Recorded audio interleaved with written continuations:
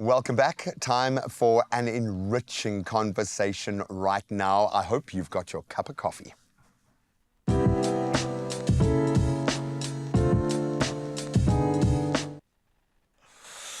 Welcome back to our little space here, and I hope you're feeling a little warm and fuzzy because it's going to be that kind of conversation. This morning's conversation calls for something warm and grounding, like our JACOBS 2-in-1 Classic. So I'm going to raise my glass to you, my cup glass to you right now. Absolutely love the flavor profile. The JACOBS 2-in-1 Classic, it's convenient. It's got a beautiful, creamy coffee taste, a beautiful experience in one easy mix. Perfect for those looking for a balanced, smooth cup with just the right amount of richness, ideal for a quick coffee break or a cozy moment at home. And this is kind of our home. And today we are diving inward with registered counsellor Sondre Adams, exploring something we all need to hear. You are enough, just as you are. So I'm going to say it to you, you are enough, just as you are. Thank you so much for saying that. And it's amazing how often we can hear that and still not believe it. Why are these words so powerful, do you think? It is so important because I think in the world we live in today, we are bombarded with this idea that we need to be more. We need to be more all the time, more achievement, more money, more success. And we forget that just being is enough. The fact that you were born is enough. You are okay. You are here. You are here. So how do we do that when someone is going through the most?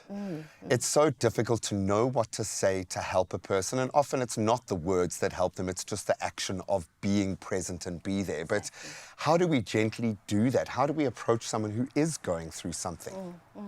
I think just being present, like you said, is so important, and being non-judgmental. Sometimes you just need to show up with curiosity. Showing interest in someone makes them feel valued, know, and just showing them that you are enough. Just tell me your story, your identity in, your culture, in what you believe, your voice that you bring into the space. That is what value is, and it's not based on what you can do and what you can bring, just who you are.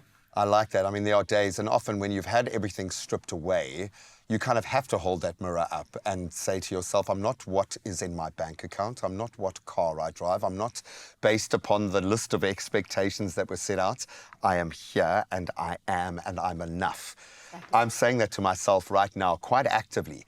And believe it or not, in this space where you'd think egos would run supreme and we are all supremely confident in ourselves, has the highest incidence of imposter syndrome, of lack of self-belief, because you get tested every day. How do you run that narrative internally? How do I foster that conversation for myself? Look, I think it's important to, and I've spoken about this before on the show, that having grace is important for yourself. I like that. Because you're not always going to get it right. That imposter is going to come, and you get healthy stress and unhealthy stress, and that imposter sometimes gives you that nudge, but being able to manage it, that internal dialogue is important. What am I feeding myself? What am I looking at on social media? That starts feeding this unrealistic expectation that I need to be perfect, and being perfect is not possible. Perfectly imperfect is the way we like to roll. And I will add to that, I mean, I heard a director of one of the biggest social media platforms, an ex-director, talking about the algorithms they use for insecurity within young girls. So for instance, social media, where you would go for that dopamine button push, is now bombarding you with insecure content because you've deleted 3 selfies and it knows that you are hyper vulnerable, and it starts spamming you. So that's the level of risk we find online in these open spaces. So you've got to go inward. I absolutely love that notion. How do we shift away from the expectations? Because we want to push ourselves, we want to achieve, we want to be more than we are right now. But sometimes the fear then replaces the dream. How do we shift that dynamic? I think that the fear is what usually motivates people up until a certain point. It gets you to a certain point. But to shift it, it really means to look inward. What do you actually value? What is important to you? Is it family? Is it connection? Is it contributing? And sometimes it's, we think it's about producing, and sometimes it's about showing up. Being connected to someone, belonging. And it's all those, what we would call softer skills, that actually are the most important. I'm so glad you said that, because I was thinking sometimes the most difficult thing, the hardest thing, is to be soft. Is to not react, is to not go into your, I know in some psychology circles they call it your racket. And it's so easy to be sucked into those because that's the pattern of your life.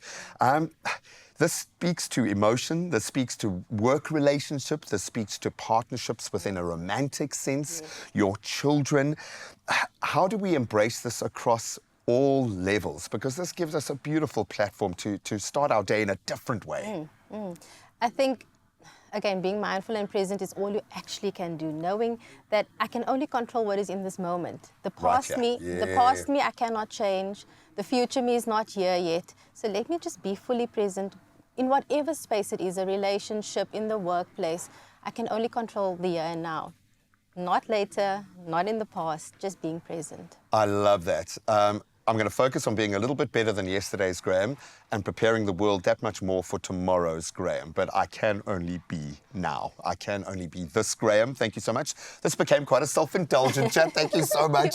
I love you for that. And hopefully this has reminded you guys at home that, yes, the responsibility rests on you to create that solid core. And it's a lot easier than you think. A little bit of mindfulness, a little bit of maybe gratitude in an exercise like this starts that practically. Another cup, another beautiful conversation that lingers long after that last sip, hopefully for you as well. And this was today's JACOBS Cup of Wisdom. And I feel like there was quite a lot in there. A real reminder that real insight often comes not from doing more, but from just pausing, listening, maybe softening just a little bit. I'm going to cheers you for that. Sandra, you're a star. Ho. Creamy coffee in 3, 2, done.